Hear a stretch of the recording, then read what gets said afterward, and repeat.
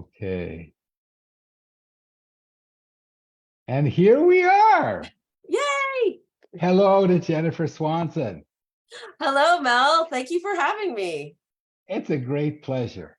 And before I forget, I'll just introduce the show, which is the Children's Literature Channel for the New Books Network, which I am very fortunate to host.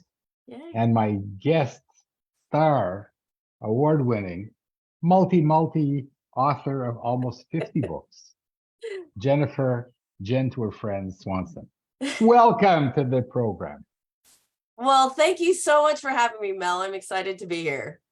So usually we start off with your newest book, but you have well, we're going to talk about footprint across the planet today. Mm-hmm. Yes. But you have a brand new book that you just got right now. It's not even out yet. Yes. So say a few words about the one that's coming out this summer. So I just got my author copies for my brand new book, Space Care. Let's see, A Kid's Guide to Surviving Space. You always have to look because you never know what the subtitle is. But this one is by Mayo Clinic Press. They're getting into the kids book business. And the cool thing is we talk all about, of course, since it's Mayo Clinic, medicine and space. But I also got to interview astronaut Megan MacArthur, which was so cool. You know, there's lots of fangirl moments. That was one for me for this book. So yeah, it comes out in July of this year and it looks so cool. And when you say a book launches, this one really launches. It really does, right? I mean, exactly. Space book, boom. So for my marketing little thing that I made, I said this book will be blasting off in bookstores. That's even better. This summer. That's even better. So I wish you a stratospheric success with your new book. I haven't seen it, and it's not out. The one I did see was Footprint Across the Planet. Yes. So a few words about that book, which was launched a few months ago. And everybody can buy it. Yes. And should. Well, thank you. This one is Footprints Across the Planet. It's with Reycraft books. And I like to say it's the book I didn't know I could write. It is a picture book. It is 150 words, which if you've read all my other books, they're like, 10,000, 20,000. But this book is kind of the book of my heart. It's about how we can get people to realize that every day they're making an impact on the planet with their footsteps. And we talk about how these footsteps can take you up mountains in exploration, down under the ocean to other planets. We're making footprints on other planets and Mars with the Mars rover. But it all kind of brings it back down. And I'm just hoping that if you think about the impact you're making and maybe put your footsteps in the right direction, right, that maybe you will make a huge impact on the world, which I hope, a positive impact on the world, which we all need these days, right? for a science STEM book, it's very lyrical, and I love it. Can you just read a couple of pages? Absolutely. To whet the appetite of people who haven't bought your book yet. Well, and the other thing about this book is, if you can see, is if I could hold it straight, is the gorgeous photos. So this one, it starts out, footprints come in all shapes and sizes, colors and species. Some are large and deep, strong and purposeful. Others are small and shallow, barely leaving any imprint at all. So we start with the animals, but then we move to the human impact, right? And then, of course, we end with, because it's a science book, the digital footprint and the carbon footprint. So we kind of hit every kind of footprint that there is. But in the end, we hope that you're considering the impact that you're making on the planet. Excellent. So let's now we're going to go all the way back to little Jennifer Jen Swanson, growing up in a town called Washington, but not the Washington we know. Correct. I grew up in a small town called Washington, Illinois, which is outside of Peoria. And that town was, it's funny, you look back on it and I'm like, it was magical. It was a very small town. We had like, I think 10,000 people. You could ride your bike around the town. And back when I was a kid, you could do that, right? Like you would have breakfast and in the summer, your mom would be like, see you at lunch, and off you'd go. But the cool thing is that town was filled with creeks. So we had a creek in my backyard. Can you guess where I spent most of my days? In the creek. In the creek. And it was, my mom was always like, don't get wet. Sure, Mom, I won't get wet. I did all of my science experiments through my grade school. You'd have to do these projects from the creek. I learned about paramecium and amoeba and erosion and rocks. And I just loved growing up there. There were trees and forests everywhere. So I felt like I was surrounded by nature when I was a kid. And I was out in it all the time. But now you live in a city.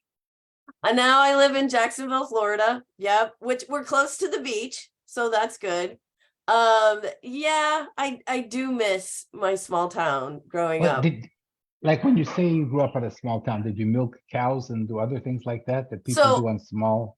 I know. farms and So stuff? we did have a town, like we had a town square and whatever. And no, my father worked for Caterpillar Tractor Company, but I had friends because our town, like that would bus in.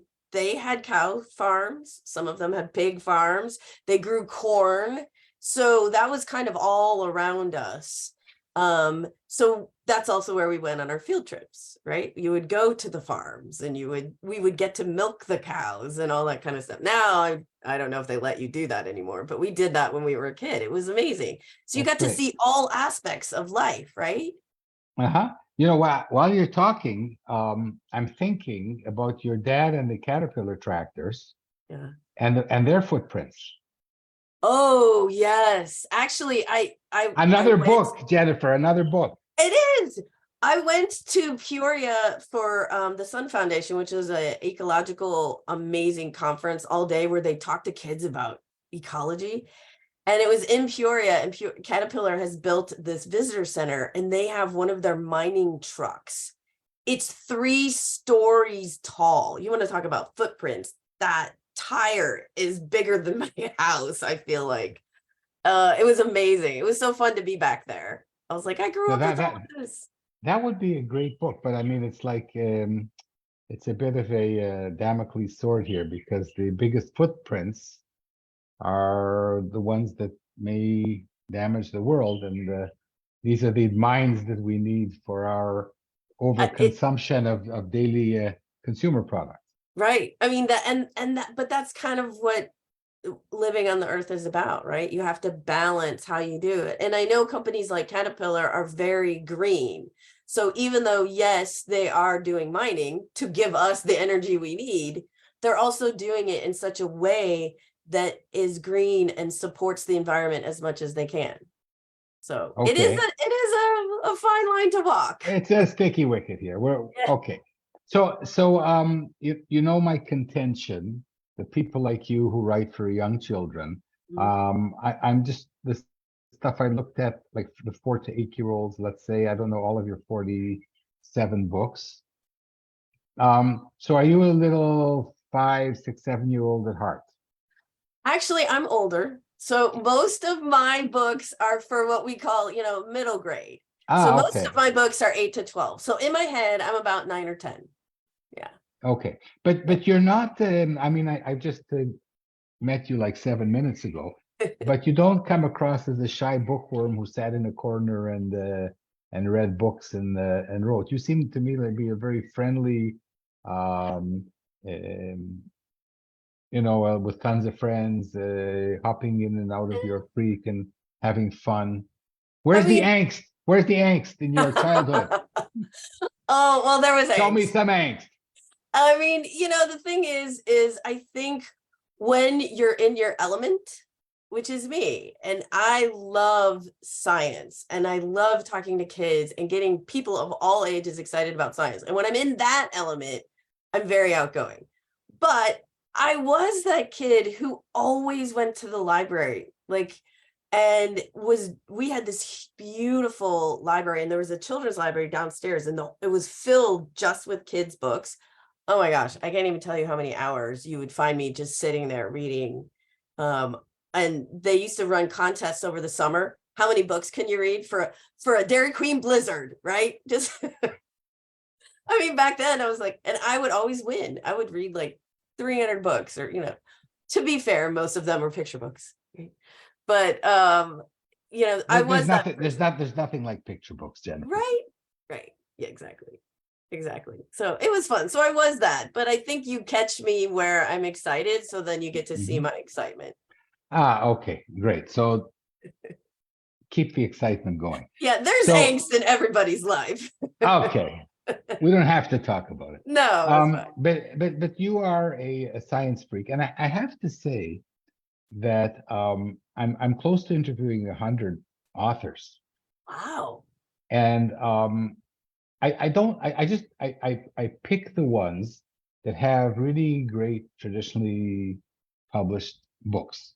Right. And then I find out that most of them are women. Okay, that's not surprising. Right. It's a women's business, picture books. The other thing I find out is that most of them are writing nonfiction.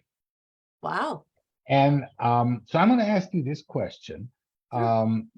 It was like imagine, Jewish people always talk about anti-Semitism, right?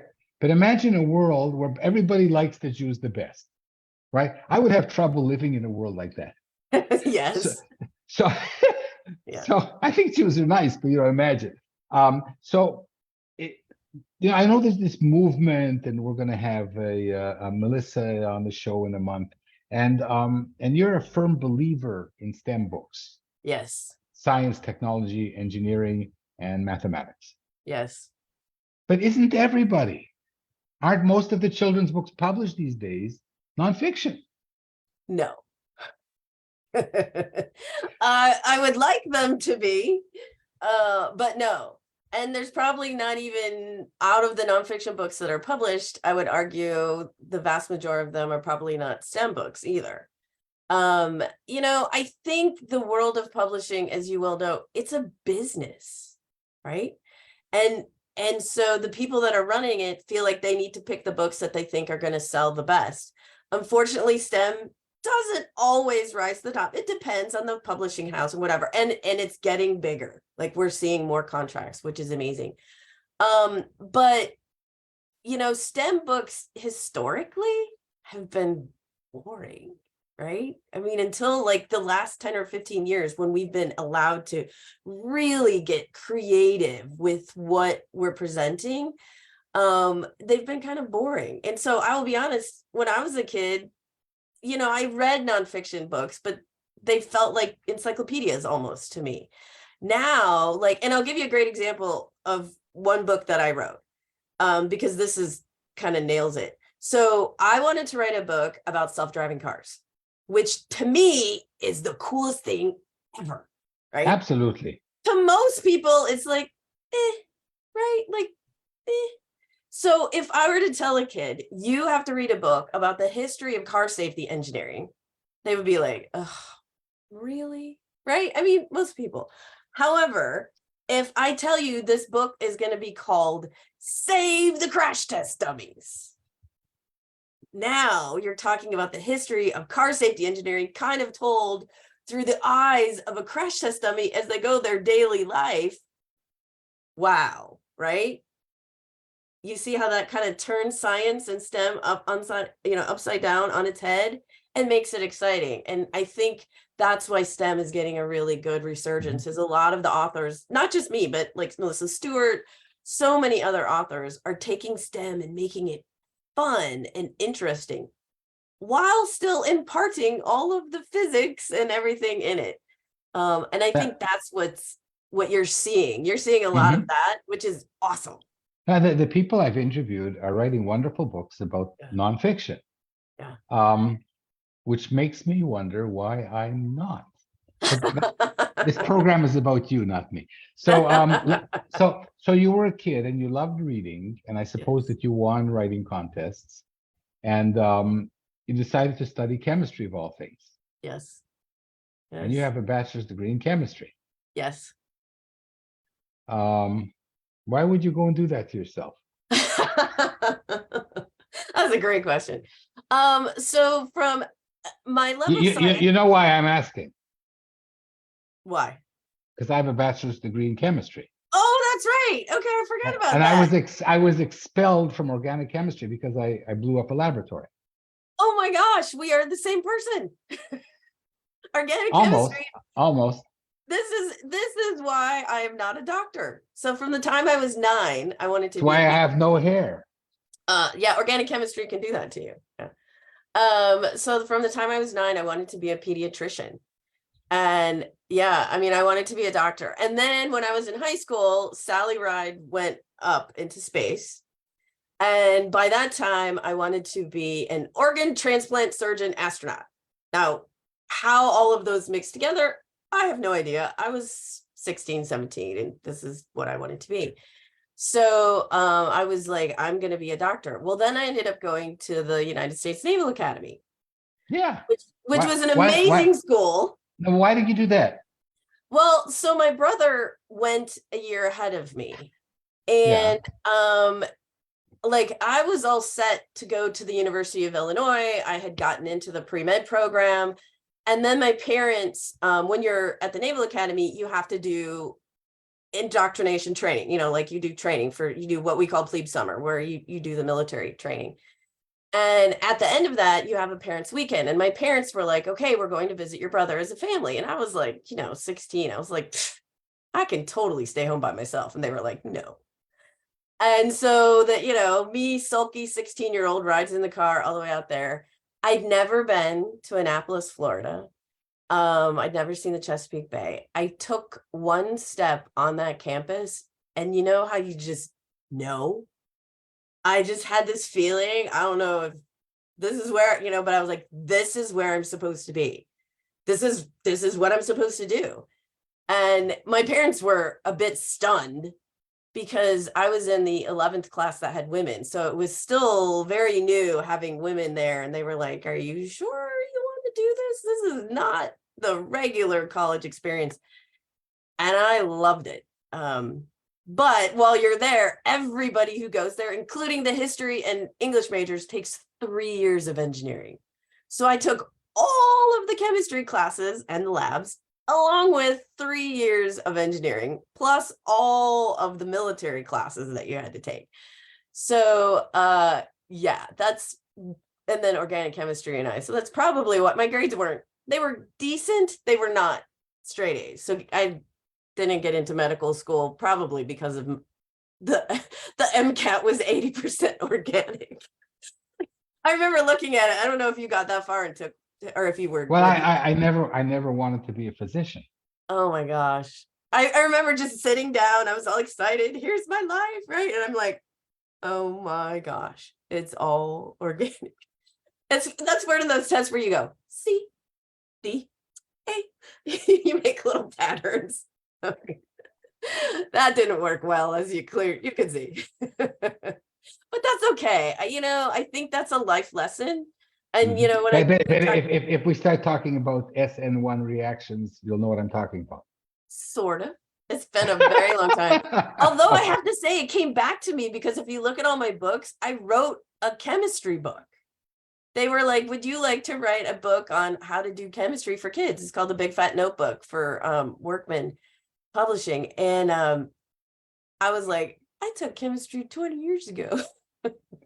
I could write a book on how to chemistry for young kids who won't survive to talk about it. I'm writing that down. That's a book I should write. You know how many people would buy that? A lot of parents who had there's my angst going through chemistry. That's angst big time. And the organic chemistry was, oh my gosh. Oof. Oh yeah, and you smell all the time. I spent all my time in labs. And you know, some people continue to do this for a living, but we're not going to talk about that. So Well, they're amazing because they can. I'll say that. or they have poor sense of smell. So Jennifer, you got your bachelor's degree in chemistry. You're in the Yes. Naval Academy. Did you have to serve on ships or something?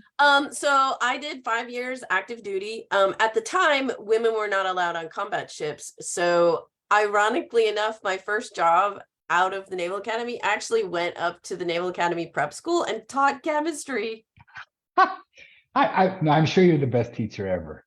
Well, okay, but let me just say that when you're 22 and you're put in charge of a chemistry lab by yourself, yeah, there were incidences there. That was probably not the best plan. Let's just say very quickly I had oversight on me. But I love to teach, and that's where I really realized that I love teaching and I love explaining things to kids. And we had the best time there. I really liked teaching, and so that was a great career move, I think, for me. Okay, so then you finished those 5 years in the American Navy, and then what happened? Well, then I got out, and my husband, who's a class of '88 grad from the academy, he stayed in. We ended up having a son and then 2 daughters. He was in for about 10 years active, 5 years in the reserve, and that's what brought us to Jacksonville. And then he got out, and we've just stayed here ever since. He got out, and you stayed in. No. I got out first, and then you stayed in. You stayed in. Oh, we stayed in Jacksonville. Yes, we stayed in Jacksonville. Well, I mean, it's you have the water. It's sunshine or moving back to Illinois, right? Like right. Sunshine Beach. So yeah, it's been great. So you ended up really not being a scientist, but teaching the world about science. Yes. So how did you break into your writing career? That's of course interesting to all of us. It is. So when I got out of the Navy, I was a stay-at-home mom because we had multiple small kids, and it was like you work to pay for the daycare, right? So I stayed home. I ended up getting my master's degree in K-8 science education. So I taught online for Johns Hopkins University for a while. But I had always taken, like everybody else, I take little writing classes here. You take a writing class here, and you just kind of, I always wrote in journals and whatever. And then one day, I actually was substitute teaching, and I got mono. So I was at 38. Don't get mono at 38. It was so I was in bed for like a month. Which are you 38 already? Yeah, I'm a little bit older than that. This was quite yes, I have a son that's about to turn 29, so there you go, you can do your math. But anyway, I was in bed for like a couple months, which, if you know me, that was very difficult. And my husband, I don't know, like we didn't have any money, figured out, bought me a laptop and handed it to me and says, "You have been talking about writing for as long as I've known you. Now is your time." Because I mean, I'm just, you just watch TV, right? Like I was like, oh my gosh. And so I started writing. And you might find this funny. So how did I start? I'm going to write a fiction picture book because they're so easy. So easy. Right? That's what I thought. That's what everybody thinks. It's so easy. We can write fiction picture books. So I wrote one. I think it was like, oh my gosh, it was called Popsicle Pete. It was about the frozen penguin. So I based it on a real penguin at the San Diego Zoo that had lost all its feathers, and they had to have it wear like a life jacket to keep itself warm. So it was Jennifer, that's nonfiction. I know, right? Like I didn't realize it at the time. It was, but I mean, I fictionalized it, but it was really like, and I went to SCBWI to a conference, to my first conference. And everybody remember your first conference where you're really nervous about your critique, right? You're just like, they're going to hate it. They're going to hate it. And so I got this most amazing author, Eileen Landau. She had written like 300 nonfiction books. So she looks at this and instantly understands what I'm doing. But then she says the worst thing anybody wants to hear. Do you do anything else? I was like, oh my God, I'm the worst. That's it. I'm giving up writing, And she was very sweet. She's like, no. She's like, have you ever thought about writing science nonfiction books? And I literally was like, you mean those boring things I used to read as a kid? No. She's like, no, it's changed. So this woman on her own, after the critique, sat down with me at the conference for an hour and explained to me about how to write nonfiction books, how to get into work for hire, all of these things.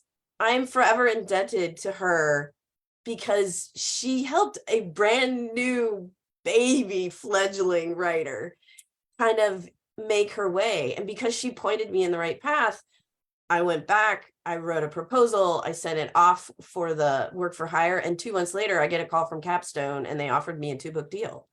Fantastic. And So thank you, Eileen. Right. She's amazing. Unfortunately, she passed on, but thank you, Eileen, wherever you are. She was and amazing. You have almost 50 books thanks to her. And one of the things about this community, I don't want to say profession. I think that you don't make enough money to call it a profession, but true. It is. Well, maybe you do. It's more of a calling as far as I'm concerned. It is. And the people are super nice. Yes. Right. Absolutely. So if I ask you to look at my Popsicle Penguin manuscript, you would. I would. And I think that's why I encourage people to go to conferences too and reach out. And that's why I do a lot of teaching, because I teach at Highlights. I teach for SCBWI, and I love to share kind of my story, which, is, and I also share the ups and downs, right? Because everything in this business is not, yay. Some things in this business are, oh my gosh, right? I'm going to continue even though I keep getting rejection. So it's a up and down business. So, but you had, so Eileen gave you advice and she put you on the right path. Right. And you had a 2-book deal with Capstone, and you're a debut author. Yes. And then these 2 books came out. Yes. And this was work for hire. Yes. But with time, and did you have an agent then? What happened? No, I didn't get an agent for quite some time. I kind of did this all on my own. Because when you start, work for hire is a great place. Educational publishing is a great place to start for nonfiction. And they don't just take STEM, they take history, they take biography, they take all of, different kinds of things. And so, but the money in it isn't really enough to have an agent, right? And it's more like you make relationships with your editors. So you do this book for them and they're like, okay, I have this next one. Do you want this? And you're always like, yes. It's not easy. I mean, there were times I was literally writing 7 books at once. But you just keep working, and then you just keep going to, I would take that money and I would invest it in conferences. And then I would go to conferences and meet more editors. And that's how I really took my first big step into trade, is I met Jennifer Emmett, who was at the time the head of National Geographic Kids Publishing, which as a STEM author, that's like nirvana, right? Yeah. Like you want to work for National Geographic Kids. So, but the one thing I tell everybody is be bold and be persistent, but stay this side of stalkerish, right? Don't cross the line. Just this side. Just this side. Yeah. So that's how I got my big break with National Geographic. But you stalked her? No. Well, so here's the thing with her. I met her at a conference. And I actually pitched her an idea, and she was like, well, it's really more educational than trade. And I didn't even understand what that meant back then, right? You might as well have been talking 2 different languages. So I had to figure out what that meant. But she did say, keep in touch. And I was like, okay, I take that. So I would email her every Hi, Jennifer. We met 30 minutes ago. I'm sending you. yeah, that's what I mean. Just this side of stalkerish. And so I would send her about every 6 months. I would send her like, okay, here's my That's not idea. stalking. No, but You I do did this. I did this for 2 years. It's still not stalking. But what I did was I figured out National Geographic Kids writes very specifically. It has to be really high energy. They have lots of series. So I looked at series and I was like, I need to pitch her a book that would fit into her series. So I studied the structure and whatever, and I wrote a proposal and I sent it in, and it took me 2 years to figure this out. So sometimes we're not the fastest. But when, like, you could almost hear the laughter in her email when she emailed back. It was almost like, finally, you sent me something I can use.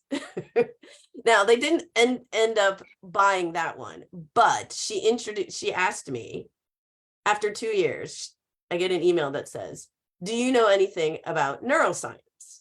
After 2 years, what do you say?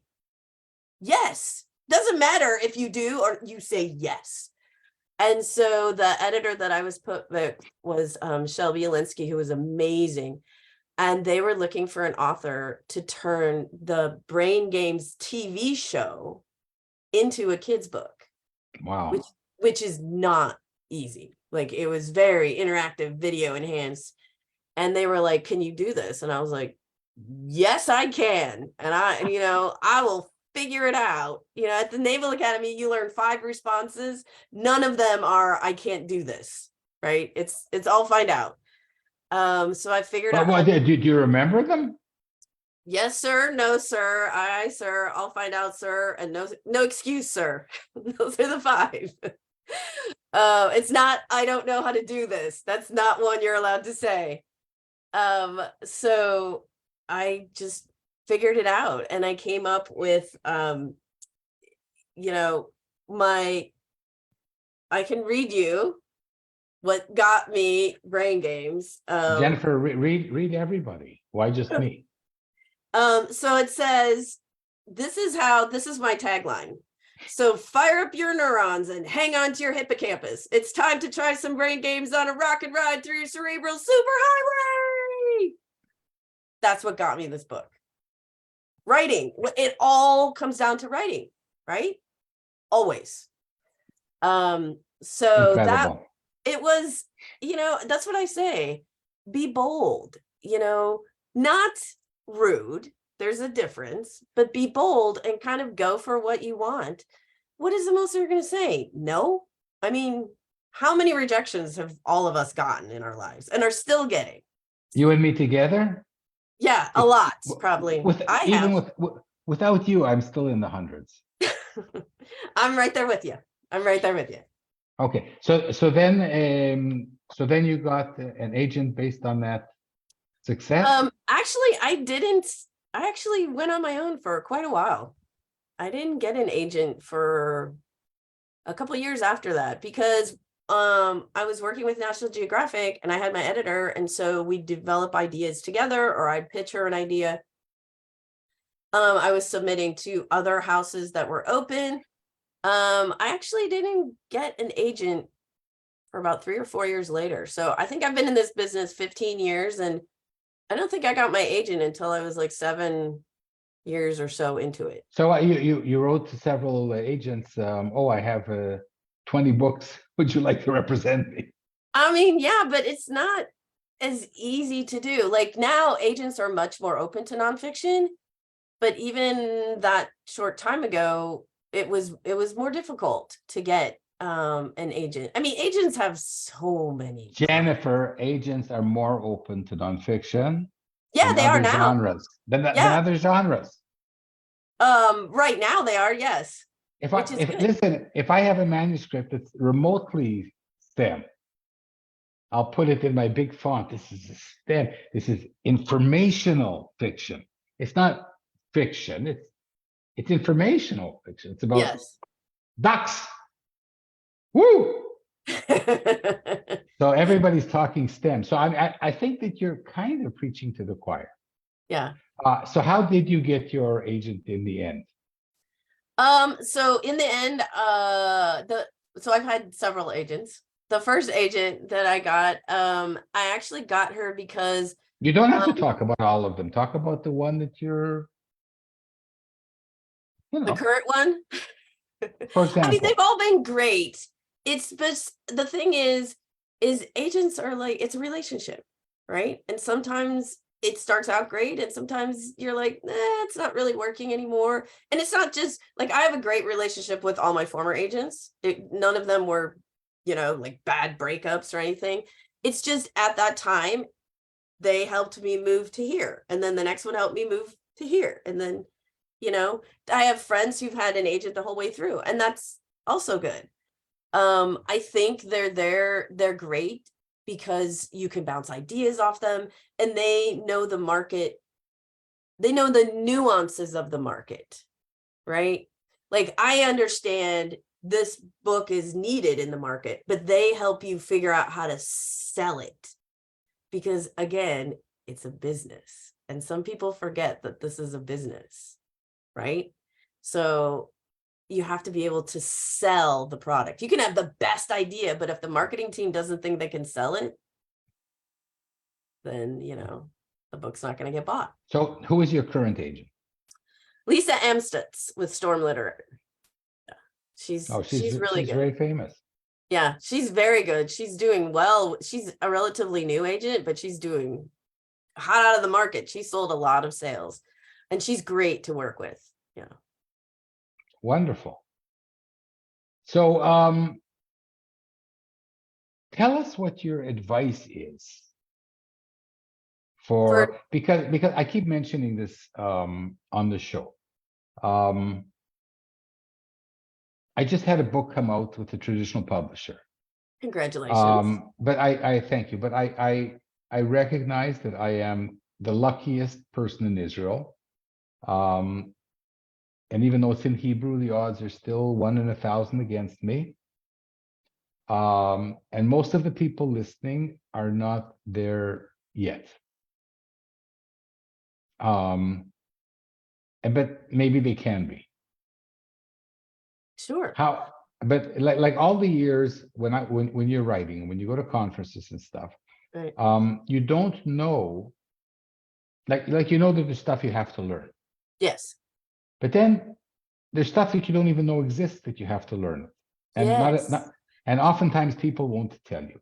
So Yes. one of the functions of these interviews is to interview the people who are like you, the 1 in 10,000 or 50,000 multi-published award-winning authors, to share something that we don't anticipate that isn't necessarily in the cookbook, or to emphasize it.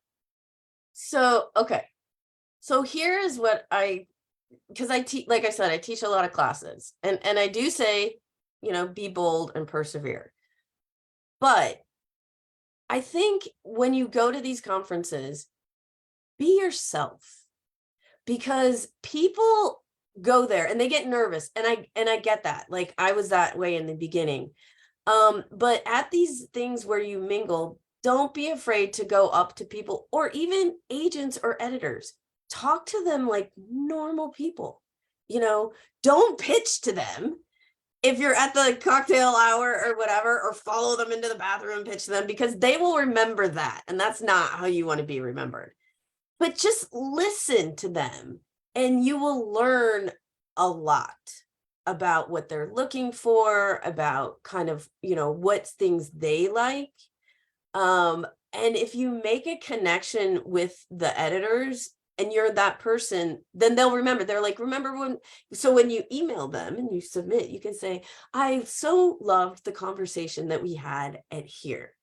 And that's and I didn't follow you into the bathroom, right. even though I wanted to. Right. And I didn't pitch to you, even though I wanted to. But I think we get so like nervous that we forget to relax and enjoy the moment and just learn, because when you just sit there, you soak up so much. And always so one thing about learning.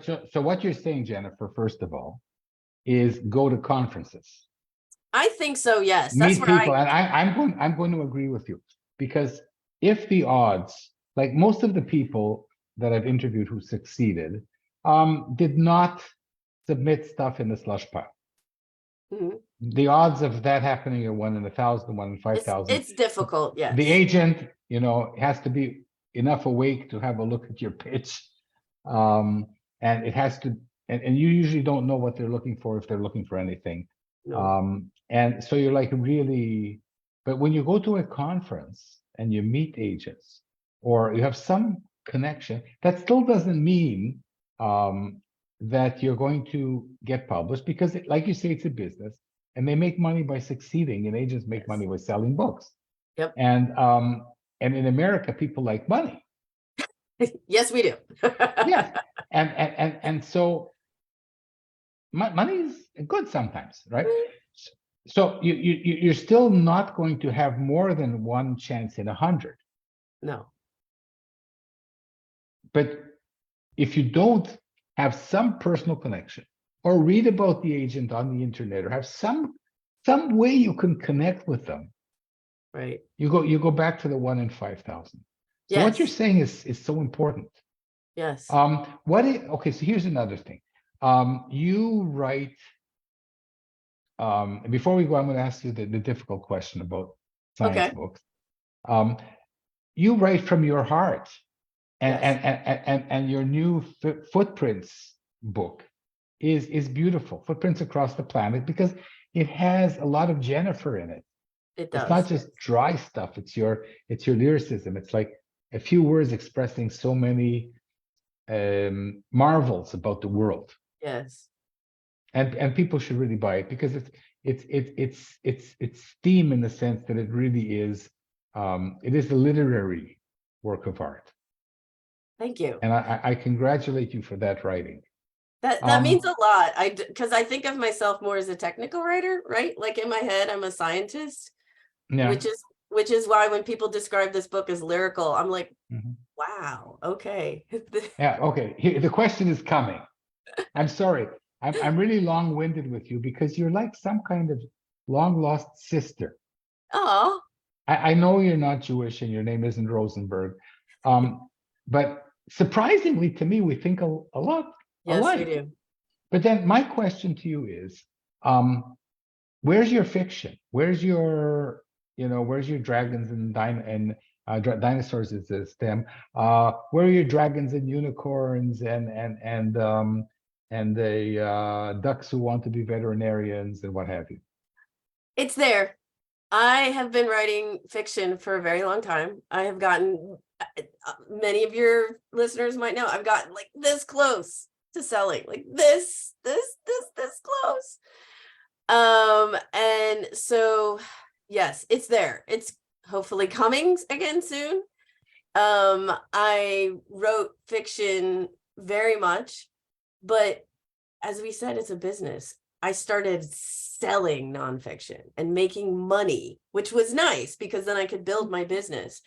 And then, I've just been focusing on that so much for the last couple years, and that's been bringing in money, which allows me to go places, to go on more research trips, to have my own podcast and all of these things. It's there. It's coming. Yeah, it's I'm trying to carve out time. Actually, I've told my husband I'm doing a writing retreat this year and I'm going to work on my fiction, and he's like, it's about time. Great. And so this is the question I want to ask you. It's not the big question, it's the almost big question. So Okay. we tell people to write from their heart, not for the market, to be Yes. cognizant of the market, but to write from their heart. So where is your heart? Because you are writing for the market. So here's the key. What you write from your heart has to fit into the market. And it doesn't always. It doesn't. So what do you do then? Well, so, okay, let's go back to my Save the Crash Test Dummies book. I was obsessed with the Google self-driving car. Like, I wrote Google constantly. I was like, hey, I could come out there and see your stuff. They didn't respond, right? Like, they're like, who is this woman? And it took me a couple years, and I was like, I want to do a book on the self-driving car. I want to do a book on technology that, and if you look at a lot of my books, they're technology that's happening now. And I get a lot of pushback from that, from editors and agents, because they're afraid when this book comes out, the technology will be obsolete. Right? That was my big question. Yes. The big question. And Jennifer, listen, I've written for kids. I've written science for kids. But science, it becomes obsolete. It changes. The stuff that we think now is right isn't going to be right in 40 years. That's my big question. Does that bug you or not? In one word. No, that excites me. Because, and I'll give you an example of this. So this book I wrote, it's called Beastly Bionics. Oh my gosh. The rad robots, brilliant biomimicry, and incredible inventions inspired by nature. Okay. So this is by National Geographic Kids. Each spread has its own biomimetic, so this thing appeared based on the animal. There's like, let's see, 40 of them. Of the 40 of them, maybe 5 of them are reality. The other 35 are theory. And I pushed very hard for this because editor, and I understand because they're like, well, I was like, look, we need to introduce this technology now because these kids are going to pick up this book and be like, I want to do this, right? And to me, it's important to get the technology across now. I've done a book on nanotechnology, and I'm like, and sports. So here's what I always say. The technology will not change. The basis of nanotechnology, the applications will change. So if you present it in that way, they still understand the basics. It'll never die. Wow. Right.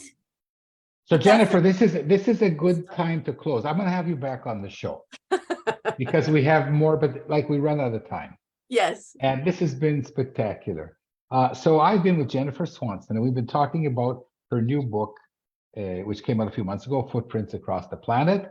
One of her 48 wonderful books, ranging from almost science to science, but fiction is looming somewhere in the looming, future. It's coming. Yay. So I hope to have you back in a few months. And it's been great having you on the show, Jennifer Swanson. Thank you so much. And I'm Mel Rosenberg, and I am, what am I? I'm the host of the Children's Literature Channel of the New Books Network. This was fun. Thank you so much, Mel. As science should be. Yes, exactly. Thank you. Bye.